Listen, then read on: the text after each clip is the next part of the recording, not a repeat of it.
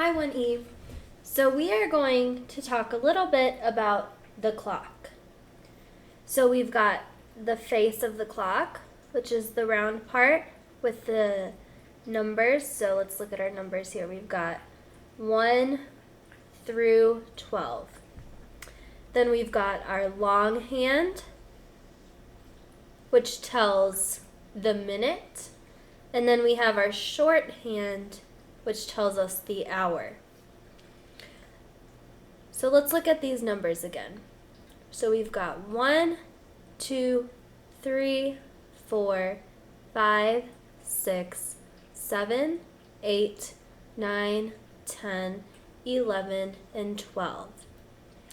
If we take a closer look at our clock, we'll see some little numbers next to those.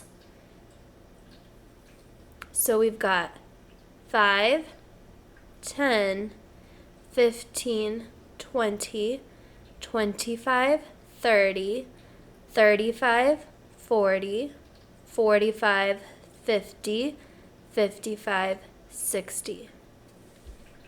So there's a pattern to those numbers, and that pattern is that we're counting by fives. So we're going up by fives. So when the little hand, or when the big hand is on the 1, we know that that represents a 5. If it's on the 2, it represents 10. If it's on the 3, it represents 15. So when we count up by fives, that's going to go along with our big hand, which talks about the minutes. These numbers in red that go 1 through 12 correspond with, or they go with, the little hand, which talks about the hour.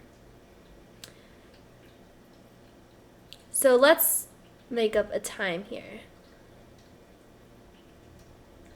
Let's say the little hand is on the 12 and the big hand is on the 4.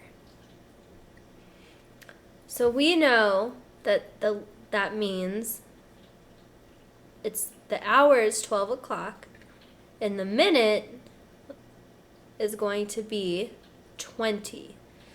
So not all clocks that you see, for example, the clocks on our worksheet, they're not always going to have the blue numbers that go around and tell you the minutes. So you'll just have to remember that these go up by fives. So let's say we didn't have the blue number here. We could look at the 4. Okay, so we know the minute hand's on the 4. Now let's count up by fives. So we always start up here on the 12. 5, 10, 15, 20. So we know it's 12:20. Let's say our little hand is over here and our big hand is over here. So the little hand is on the 10, which means it's 10 o'clock. The hour is 10 o'clock.